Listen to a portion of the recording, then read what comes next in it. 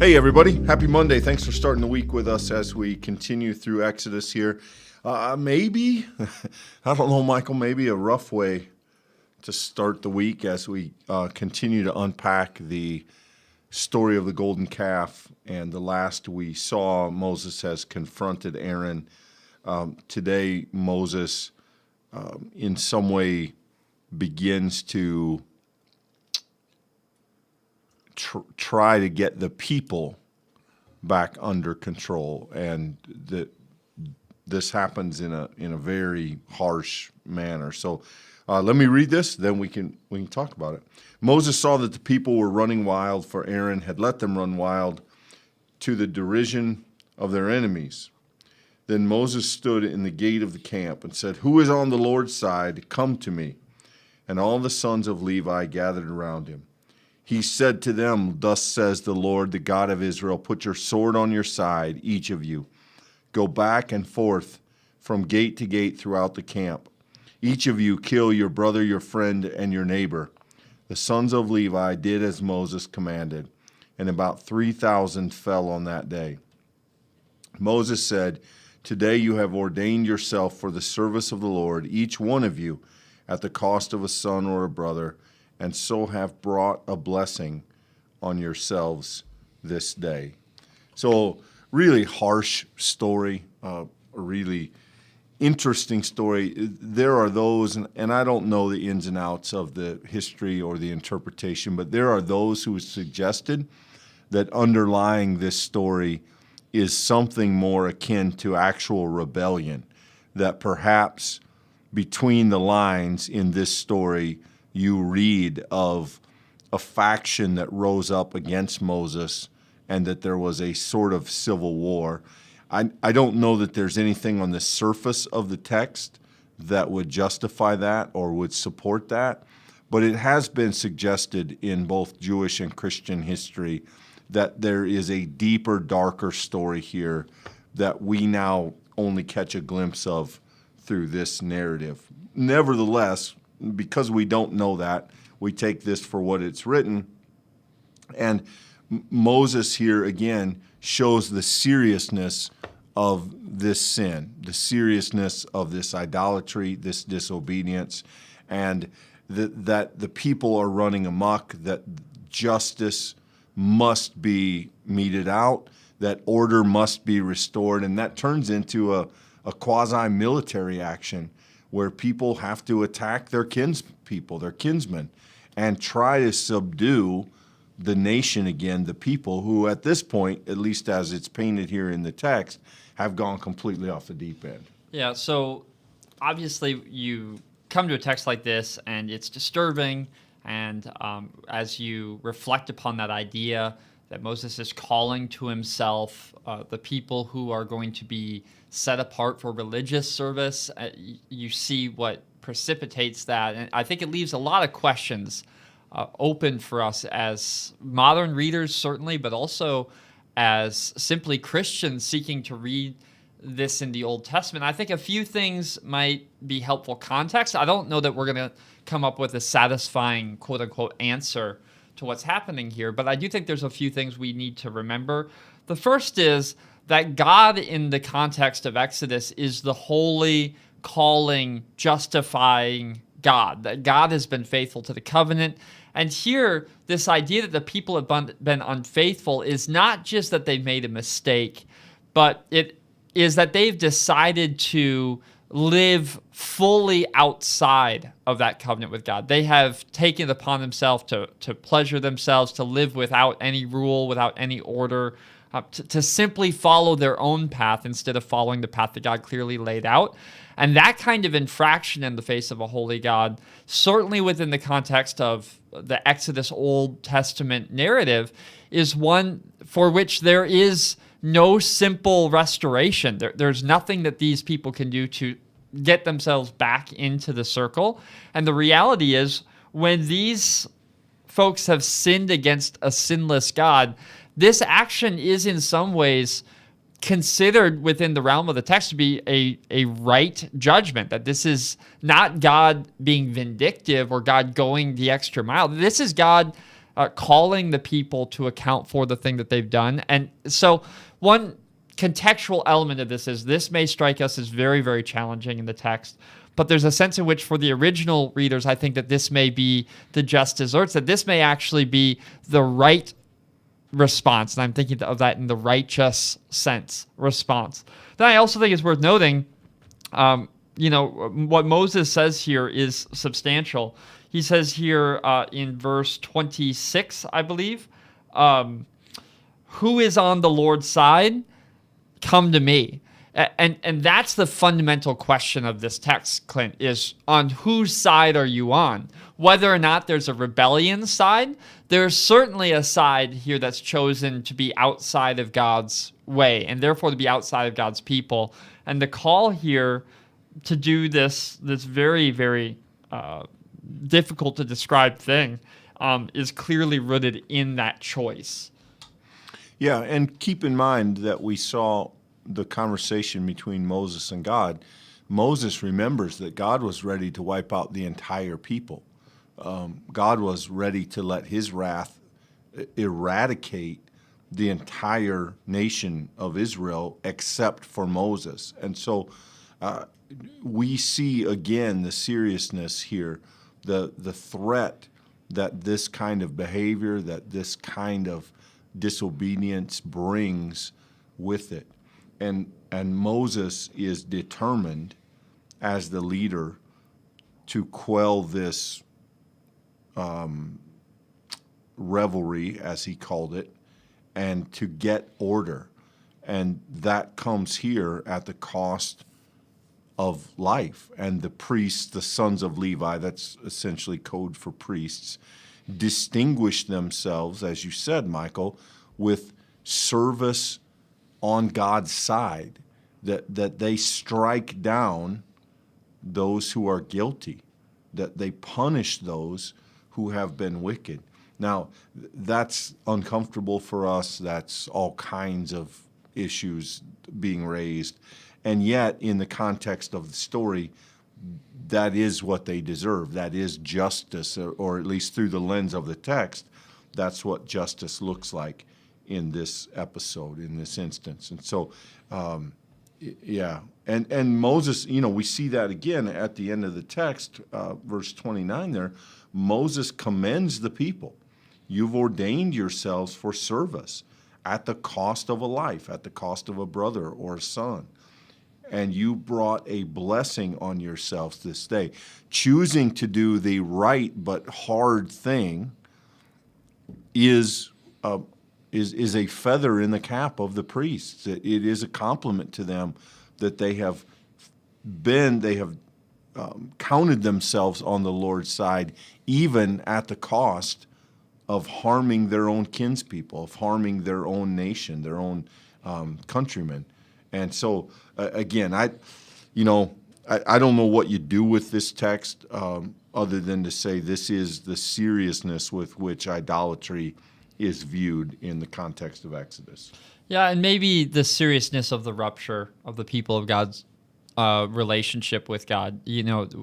All of this language about order, the law given, which, we noted, Clint, is touching on different aspects, both for and against the powerless. It both protects those who need protected, and in some ways it also protects those who don't need protected. But yet the law is clear. It seeks to provide structure for the people. And here, in the moment of the people's structure being completely dismantled, the idol springing forth, as Aaron said, and the people's complete sort of loss or lack of any kind of ethical boundary, this is the final straw. And Moses, interestingly, doesn't he doesn't claim that he doesn't claim some kind of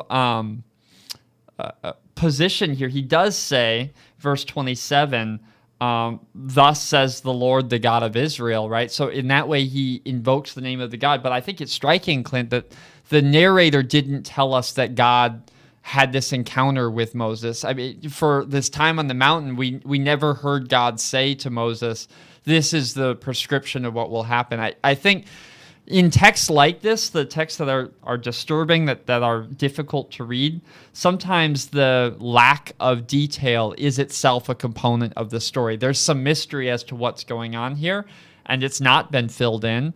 And besides a couple people speculating, I mean, we're not gonna know exactly what's in field here, other than the severity of the rupture between God and the people, and the cost that has now been paid for that rupture. Yeah, interestingly, but perhaps not accidentally, God doesn't comment on it at all. There's no instruction given to Moses that he should do this, at least that we're privy to. He does present it as in God's name, but afterwards there's nothing about it either. In fact, if we continue here, we see that God is not yet done with the people. And this, I think, Michael, is a fascinating. I don't know if we'll be able to finish this today. Maybe we'll carry it over tomorrow. But on the next day, Moses said to the people, "You've sinned a great sin, but now I will go up to the Lord. Perhaps I can make an atonement for your sin." So Moses returned to the Lord and said, "Alas, the people have sinned a great sin and made for themselves gods of gold. But now, if you will only forgive their sin, but if not, blot me out of the book that you have written." But the Lord said to Moses, "Whoever sinned against me, I will blot out of my book. But now go, lead the people to the place about which I have spoken to you. See, my angel shall go in front of you. Nevertheless, when the day comes for punishment, I will punish them for their sin."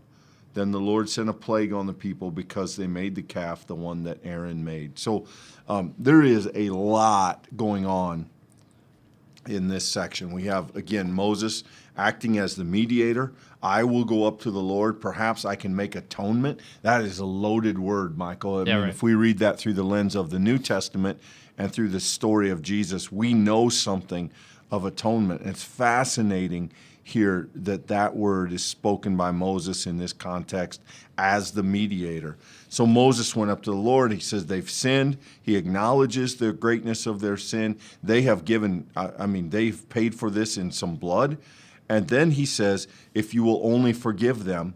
But as a true leader, he says, if not, blot me out of the book you have written. These are bold words, essentially saying, look, Lord, if you're not going to forgive them, then just I'll take their fate. I don't. Maybe this harkens back to that conversation when God said he'd make a nation out of Moses. But here he says, if you're not going to forgive them, then don't count on me either. I want out. And the Lord says to Moses, whoever sinned, I will blot out of the book. And it's interesting to read this. Are Moses and God arguing here? What is the nature of the conversation? God says, go lead the people to the place I told you. In other words, the plan hasn't changed. I'll send my angel. And then, nevertheless, when the day comes for punishment, I will punish them for their sin. It's a little bit, there's just a little bit of an echo of, listen, Moses, you don't tell me what to do. I'm not sure that's going on here, but there does seem to be a little, hey, God, I know they were wrong, but forgive them or count me with them. And then God says, yeah, keep going on the plan, but I blot out who I want to blot out, and I punish who sins, and you're not changing that, Moses. And I don't know if there's animosity in this. I don't want to introduce that idea because I don't think it's explicit in the text, but it's a very interesting passage. Yeah, and if at this point you're still maybe swimming in this a little bit, I just want to circle back around. Remember a few days ago, and this study makes zero sense. If you didn't hear or didn't join us for the golden calf conversation, you really need to pause here and you need to jump over there and then find your way back here. It's going to provide the necessary context for what's happening here. But if you were with us there, suffice it to say, we couldn't really have oversold, I don't think, the severity of that action. I think we really tried to emphasize how big of a deal that story was and why the narrative just slowed down to magnify it so much when we had just come out of this very different kind of section of the text. Here, Clint, I think it's obvious now in light of Moses' action in calling the Levites, and then now Moses' words with God on the mountaintop. Because remember, this is all bookended by the mountain, right? It started with Moses up on the mountain with God.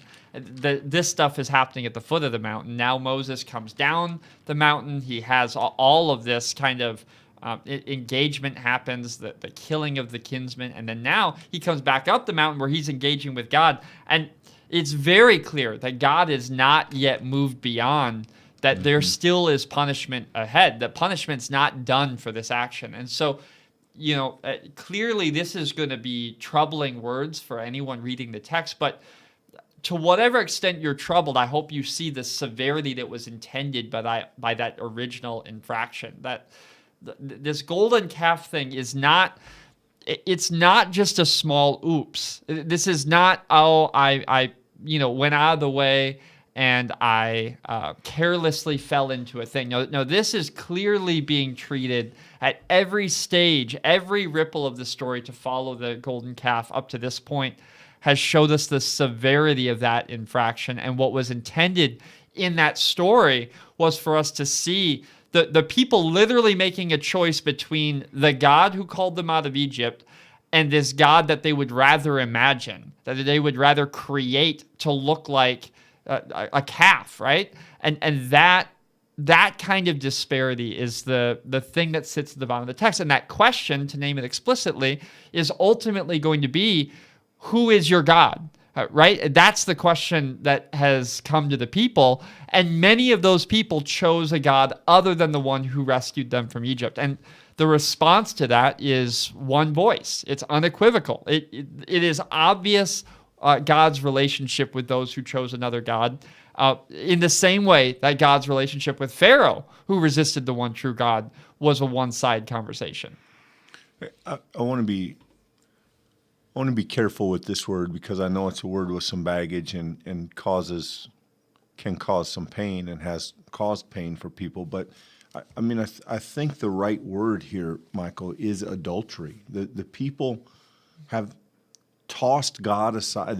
They chose another God, either the golden calf or the gods that the golden calf represented from other people groups. But either way that you get there, the people have essentially traded God in for something else.